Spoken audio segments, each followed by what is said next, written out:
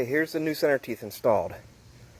As you can see, there's one in the middle, two on the outside edge. There's 3 centers and 6 outside cutters.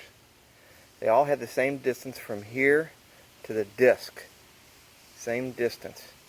I cut it off here and welded this new tip on. And the reason I did that is because this is what the old tips used to look like. These are carbide tipped. You can't really sharpen them.